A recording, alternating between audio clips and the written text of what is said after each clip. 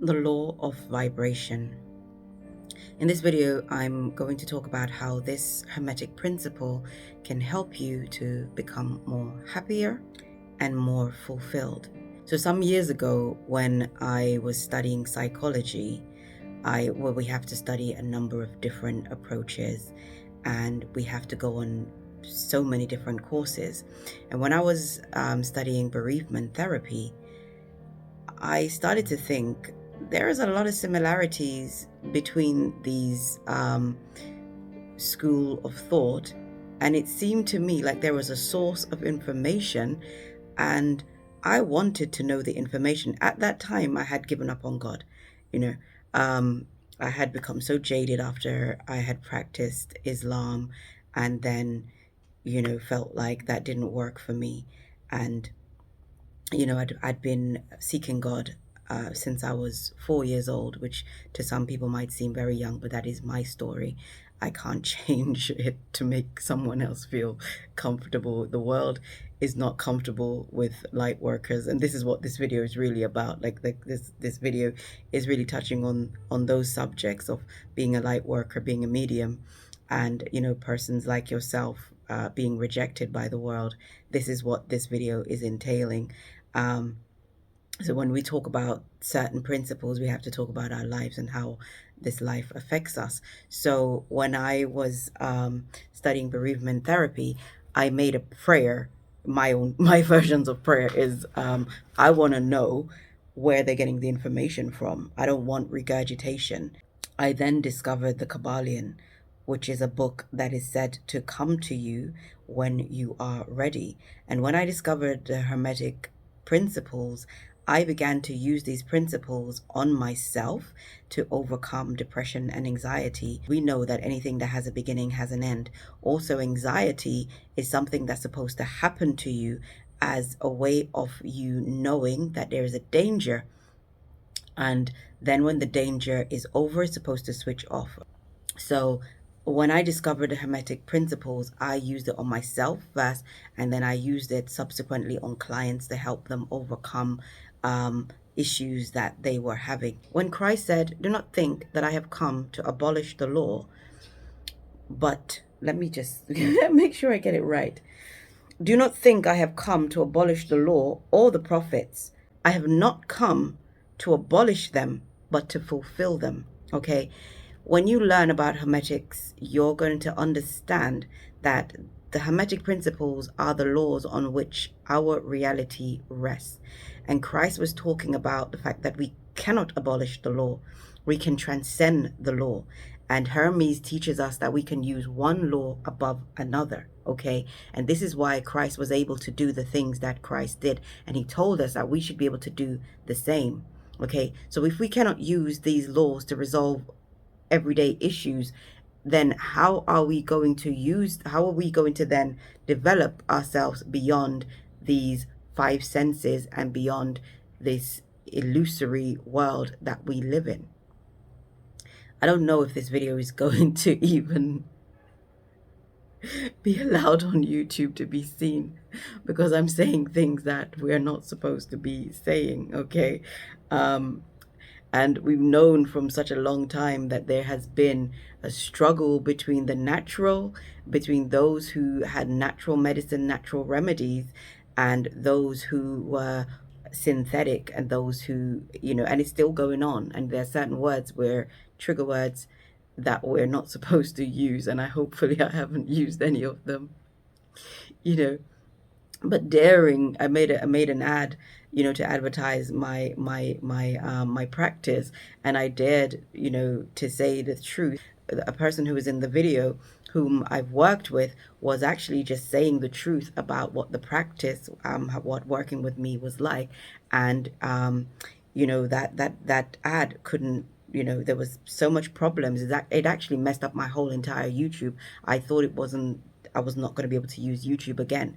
That's how bad it was, because she told the truth in the ad. And so I'm trying to find ways around this thing, in order to be able to get the truth out to people. These powers that be, who wants to maintain certain narratives, are trying to program us into accepting the world in a certain way and accepting ourselves, like if we become unwell, that we have to stay unwell. This is not the truth, and we don't have to stay on,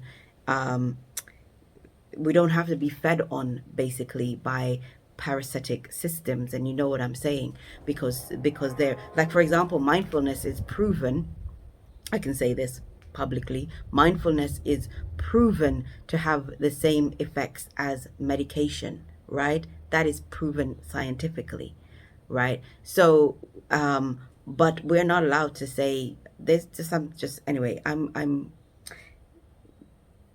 I'll leave that there, and I'll just try to get on with this video because I've waffled on for so long. I think you get the gist that I'm trying to say. Otherwise, I'll make a video that doesn't even get seen. Right. The theme of this video is that you are light, or the light. In Matthew, Christ says you are the light of the world. And this is where the term light worker comes from.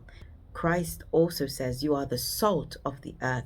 And I'm going to put a link in this description, or pin it to the comment for a video that's going to explain to you more extensively what it means to be salt. This is very important, and this is the important work of those who are star seeds, who recognize themselves as persons who have incarnated here to help to raise the vibration of mankind, to help to illuminate and to educate us so that we can ascend out of this Maya, okay, from this realm. And we're here to develop, and we're here to help others to develop. But how can we do that when our vibration is so low? How can we do that when we are unhappy, when we are depressed and anxious? We can't. We have to heal, okay? And then there are so much obstructions towards our healing. Incidentally, this is why I have, as of I think a couple weeks ago, directing I'm dedicating my practice entirely to working with those who are light workers, starseeds, empaths, and advertising my service as such. And it's taken me so many years to get to the point where I'm at now, and feeling confident in just fulfilling my life purpose, even though I know that there will be attacks against me. I'm going to read you directly from the librarians.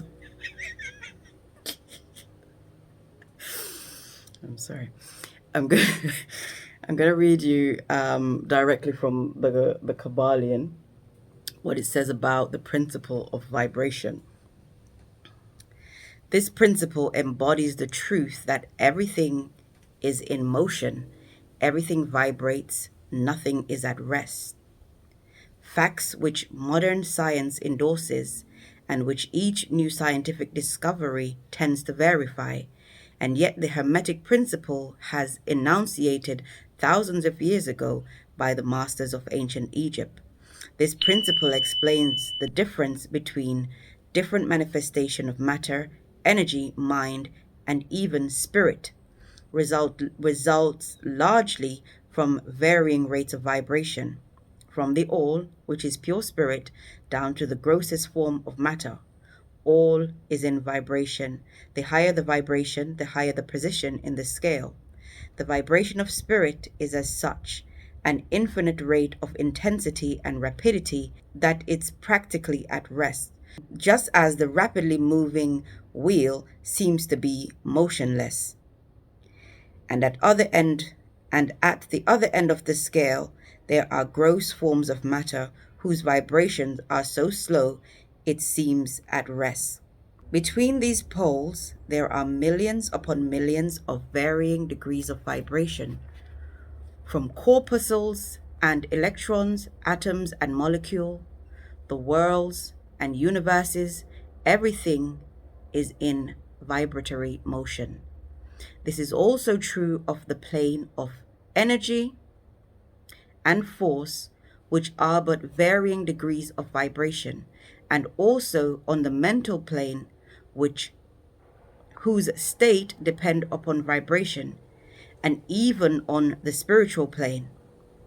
An understanding of this principle with the appropriate formulas, enable Hermetic students to control their own mental vibration. The master also applied the principle to the conquering of natural phenomena in various ways. He who understands the principle of vibration has grasped the scepter of power. Understanding this principle helps you to manage your own mind. And your mind is what changes the chemistry in your body and will determine whether you are happy or not.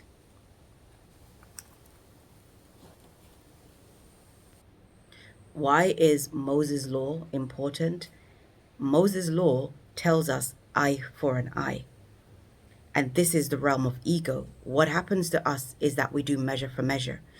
And we have been entrained into it. So even though Christ and his disciples came to teach us ascension and how to love our neighbor and all these principles that are actually going to help us to raise our vibration, the world continues with Moses' law and it enforces it in us, which is why you're going to hear about empaths becoming dark empaths and all these things.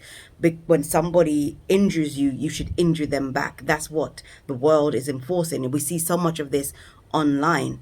This is Moses' law. It is typical of us because we've been conditioned into this way of being, that if somebody harms us, we want to render harm for harm. If somebody is kind to us, we want to render kindness for kindness.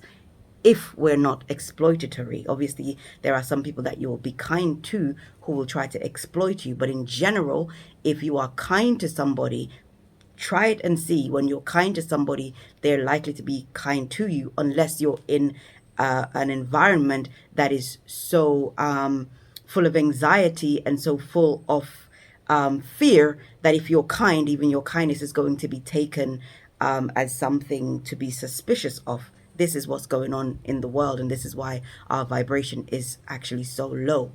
Because of negative programming, we tend to have an automatic reaction to render negative for negative, right, and good for good. And so when we're learning hermetics or metaphysics, whatever you want to call it, we learn to stop rendering evil for evil and good for good. We're always going to be good for goodness sake. We're also not trying to get into heaven by doing good deeds. We just want to live in a state of goodness. They say, the saying is, as a man thinketh, so is he. When we're thinking on bad things, we actually, when we think on bad stuff, we become fearful, we become depressed, we become anxious. This is the truth. And when we think about good things, then we feel good. If you think about something good that you're going to do, you automatically feel good.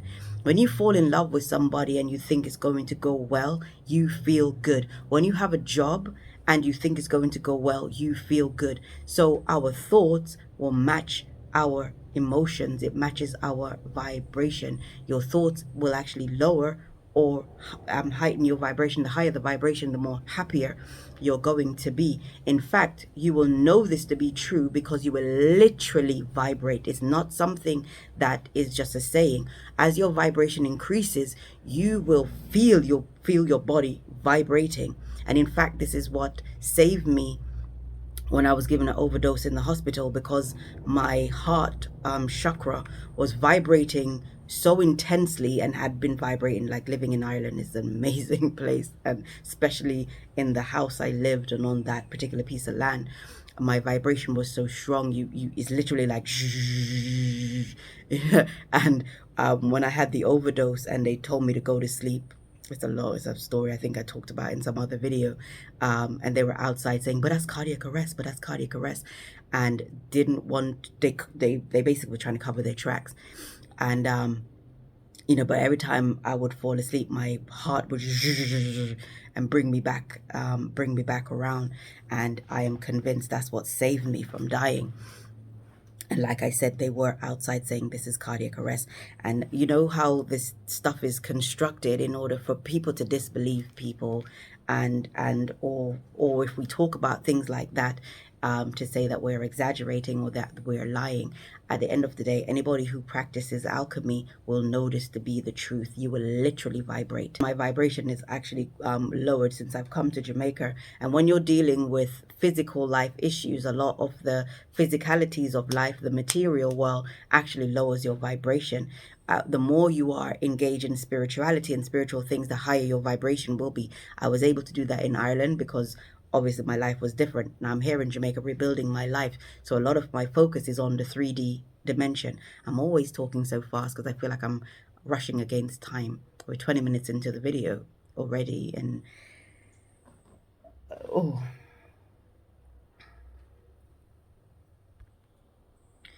one of the main things that we're countering is that there are so much negativity in the media. And because of that, we fear more. And if we meet somebody, we're more likely to fear them. If we are engaging in new relationships or even business or anything, we're more likely to fear than to be hopeful. Because when we fear, again, feel it within yourself if this is not true. The more fearful you are, you find that you are more on the ground, right? Because you don't have that far to fall. And how that, so you see that this is to do with low, being low. Fear is to do with being low. If you were to be hopeful or optimistic, and this is why people don't like to be in love, they're afraid of being in love, because the higher you go, the further you have to fall. So you can see like this polarity is having an impact upon the way that we're perceiving reality and the way that we're engaging with each other, and how it's impacting us in a physical way. As a person who recognized themselves as a starseed, a light worker, or an empath, you will feel like an outsider and more than likely be treated as such, unless you've incarnated here within a family that offers you support. Oftentimes, that's not the case. Now, the fact that we need our family and we need a sense of belonging, that's one of the things on Maslow's hierarchy of needs that helps us to feel psychologically safe and emotionally safe. So if we're not having that, that's going to make us not be in the optimum state of wellness. Again, this is going to lower our vibration. Another thing is, persons might say you think you're special, if they if you have got certain abilities, or if you try to explain who you are. Remember, a sense of belonging is so important to us. Being able to be understood actually helps us to not feel afraid. So if you're in a family or amongst a community that doesn't understand you, a lot of people actually been called mad, or thought that they were mad, and have actually had it's had severe impact on their well-being. People are going to hate you in the same way that they hated Christ. That's something, not everybody, but some people will. Okay. Steiner talks about, and not only Steiner, other persons talk about, in the spiritual community even, that people become jealous of you as you develop your ability. And in some places, people actually will try to bind your abilities or try to destroy your self-esteem so that you will close down your abilities. I want to read this.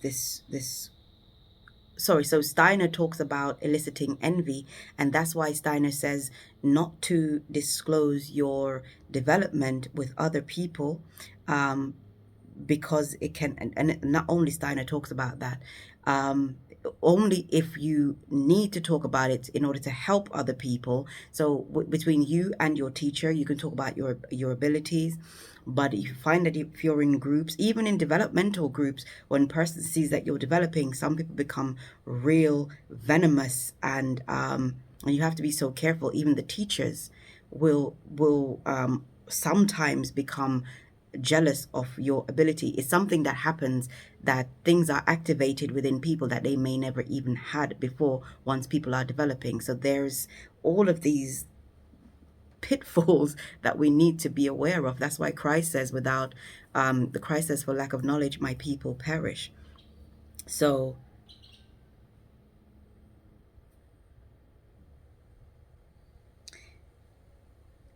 It's expected that people will hate you the way that they hated Christ. And this is what the scripture says. If the world hates you, understand that they hated me first. If you were of the world, it will love you as its own. Instead, the world hates you because you are not of the world, but have been chosen out of the world. Remember the word I have spoken to you. No servant is greater than his master. If they persecuted me, they will persecute you as well. If they kept my word, they will keep yours as well. And there are, in the world of psychiatry, they call it having a messiah complex. If you feel that you are here to do good to the world, you will actually be gaslit.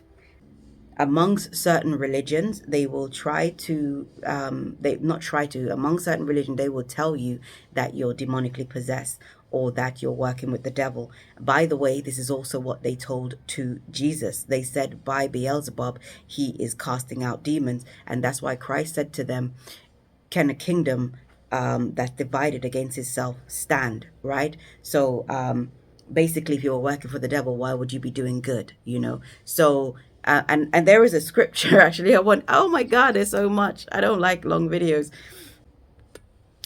If you talk about reincarnation, and if you have abilities to see into the spirit realm, there are certain institutions that will gaslight you. And this is why I'm using the Bible to refute these very people who claim to believe in the Bible when the Bible itself talks about reincarnation. I'm reading in Matthew 17. And in fact, actually, I'm going to allow you to do that for yourself just because of time constraint.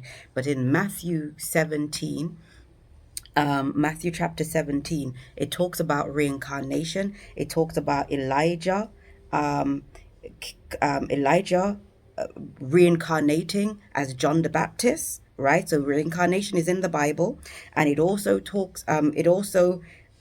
shows that when persons pass on, they can come back in spirit, because Moses and Elijah came and visited Christ and his disciples on the mount. They call it the Mount of Transfiguration. This is in Matthew 17, so you can read that for yourself. It's just that I'm pushed for time, okay? Because so institution will gaslight you. This is what they did to me at church, to shut down my ability and to make me go into psychosis by telling me that it's the devil. So it makes me actually really, didn't expect that to upset me because it's happened.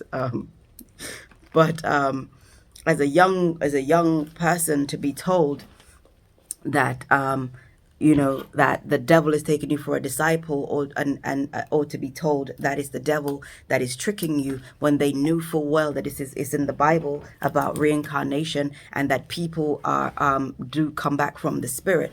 And yet when my abilities were manifesting themselves, they actually tried to cause me to go insane and cause me to shut down my abilities, for whatever reasons they had to do that. And that's why I want to use these scriptures.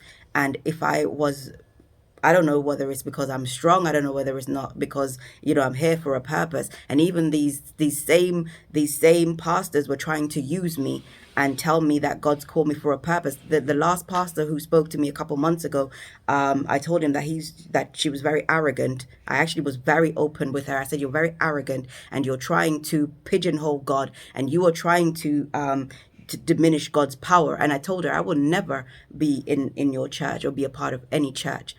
And then I said, unless that's what God wanted of me, and John the Baptist was not in a church. John the Baptist was in the wilderness, but they tried to use fear to actually try to prevent you from developing, or they want you to work for them to build their churches. This happened to me more than once, by the way. And I told this woman, I know that I've been called. I was told this when I was 20 years old, from a stranger on a train. And other pastors have tried to recruit me over the years. And if they can't recruit you, they try to dumb you down. Also, persons have verbally said they're jealous of the power.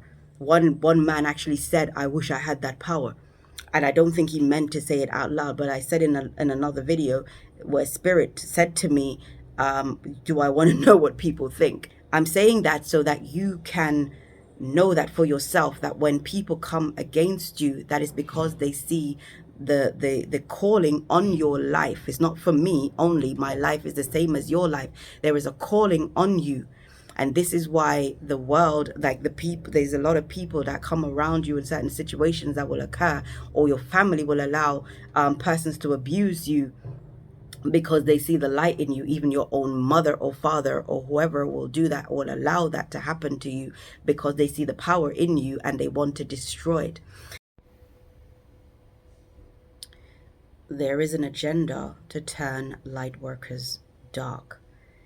There is an agenda to shut down your empathy, to cause your ego to cocoon your empathy and cause it to go dormant, whilst your shadow, the dark part of your character, will rise up and you will live through that, or you just be paralyzed and be depressed and feel downtrodden and feel like you have no power and feel like you can't do anything.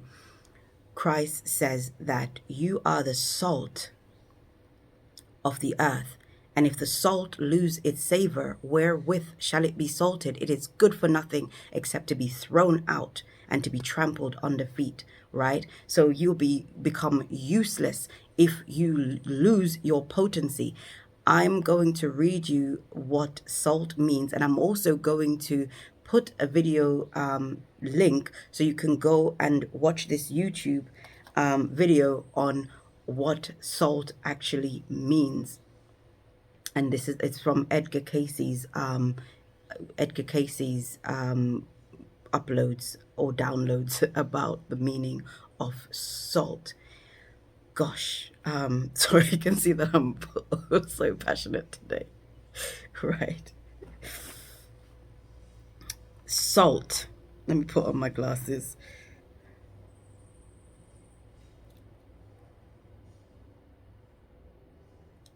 You see online, I'm becoming like these old women that do weird things. you you this is how old people develop habits. I can see it. When you say, why do old people do these weird things? Anyway, um, you see a lot of spiritual content where so-called empaths are talking about attacking narcissists and all these kind of things. This is not of the light. Lao Tzu never taught us that. Christ didn't teach us that. Hermes didn't teach us that. And the Bible also says, by the fruits you will know them. You're going to know who is for the light by what they do. Test the spirit. That's what Christ says. That's why I will not deviate from Christ's teaching, because it teaches the narrow road, and it says there's few that will find it. And this is what will make your vibration high. This is what restitution teaches. This is what Steiner teaches. This is how you raise your vibration. This is how you develop your chakra properly, and not just do things that can actually cause you harm. In fact, if you don't develop properly, Steiner says for every one step towards developing power, which means developing clairvoyance or clairaudience, or being able to talk to aliens, that you should develop yourself, develop your personality, develop your morals, basically 3 times. So the ratio is 3 to 1. This is very important to develop your morals, and Christ is the best moral teacher. So is Lao Tzu and Buddha and those people. These are the people you ought to be listening to. And anyone who comes and tell you something different outside of love, outside of light, and loving your neighbor, as Christ said, love your neighbor as yourself, and love your enemies, right? And he also talks about good thoughts. By the way, because I teach in a feminine way, I don't teach in a masculine way. 1, 2, 3. This is what masculine is, linearity. I teach in feminine swirls. This is how you develop your vibration. This is what the video says, right? How to develop how to use hermetic principles to make you happier. This is how you become happier. Good words, good thoughts, good deeds, doing the right thing, living as you're here to live, finding the as they say, find your community, but not a cult. Okay. Be careful of that. you know, be amongst right-minded people. Do not be unequally yoked, because we need belonging. Belonging is something very important to us, for us to feel safe. If we don't feel safe, our vibration is going to be low. We're not going to be able to feel empowered to do what we came here to do. If you're still listening, do take a moment to like the video, and also if you have not subscribed, do subscribe. Thank you for your support. Right. So, salt. Salt is a conduit between realms. Therefore, salt is a mediator. This doesn't say mediator in my dyslexic writing. It says something else, but I know what I mean. Right. So you, as a light worker, you are a conduit between realms. This is what a medium is, basically. A medium is a bridge between realms, between reality. Every grain of salt contains atomic prayers. This means like every grain of salt is so powerful. You are that power. It's when you pray. That's what my prayers are. I pray like Jesus pray. Jesus says, thank you for this. Thank you. Bless this, right?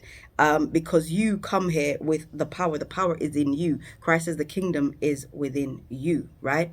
Salt carries wisdom from earlier spiritual ages. That means within your incarnation. So this is literally about the literal salt. Literally about salt, and that's why it's good to have like Himalayan salt, natural salts, and there are natural properties in salt that you can go and look up at, like electrolytes and all of them kind of things. But I'm talking about the spiritual significance of salt, literal salt, and you as the salt of the earth, right? I wish I had corrected my spellings before I tried.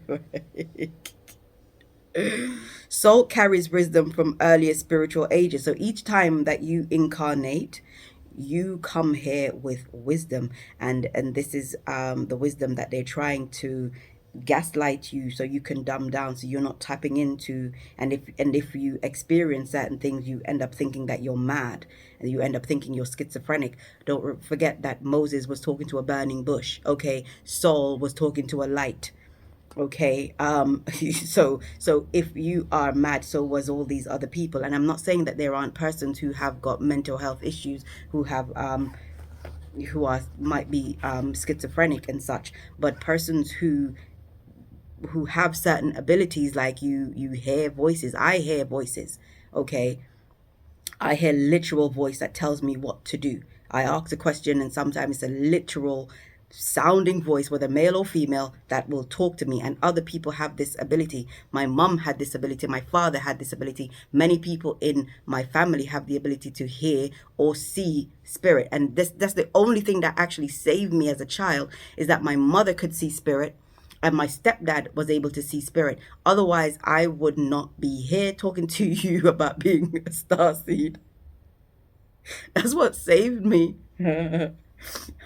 Was because my mum and my brother could sense. I don't think my brother Andrew, who was living in the house at the most crucial time when I was about 18, when a lot of things happened, and my mum and my stepdad, that's when I realized my stepdad actually didn't hate me. I had to go and sleep in the same bed at 18 years old, so terrified that I had to sleep in the same bed as my mother and my stepdad, and he properly looked after me.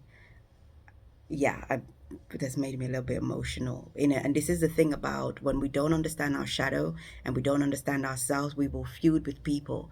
The way that the world makes us, we don't understand ourselves, we fight with each other, and we live in warring household that is very bad for our soul development, bad for our minds, and bad for our emotions. And that's why we need to learn about ourselves. That's why people need therapy, and we need to work on ourselves.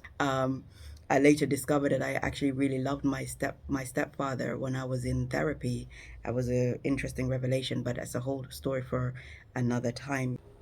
Okay, so Edgar Casey said the balance of salt in your body helps to receive divine guidance, right? He says salt helps with the maintenance of soul consciousness. This is literal salt he's talking about. And also salt helps you, and this is the natural salt, not some other kind of salt that not so good. He said that salt will help you to be more receptive to divine downloads. Christ has a reason to call us salt. I just saw this video come up on my feed when I was thinking about making this video, and so that's why I'm making sure that I put this link in the description. And if I forget to do that, somebody send me a message, because I always read the messages and say you forgot the link if I forget it. I'm hoping I'm not going to forget the link by the time I edit this video. So basically, if we listen to Zoroaster, that tells you good words, good thoughts, good deeds, this is what affects the law of vibration. Okay, how we behave with each other, how we feel about each other, how we think about each other, how we think about life, how we think about ourselves, and how we engage. Christ also say, whatever is good, whatever is lovely, whatever is of a good report, think on those things. Your thought will literally change your chemistry. And also in psychology, they tell you that whatever you believe in, that's what you are going to create. What it means is that if you think somebody dislikes you, you're going to start acting, even if you don't realize that you're acting like that. You'll be acting as though the person dislikes you, and it's going to cause friction between you and the person, and actually then the person is going to dislike you. Now you've made an enemy. But if you're thinking good thoughts, oh gosh, I'm going to leave the video there. Maybe we'll talk some more in another video. This is probably going to be too long of a video. Do let me know what you think of this video. Do leave me a comment. Let me know if you can see that this stuff is actually going on, where we are being encouraged with the narrative that is going on, for us to disbelieve each other, for us to, to feel like we're crazy if we have metaphysical experiences, or to think other people are crazy and that other people are lying, and we live in suspicion of each other, and how it impacts you, and how your household is when you cannot trust persons within your household. Until next time, love, light.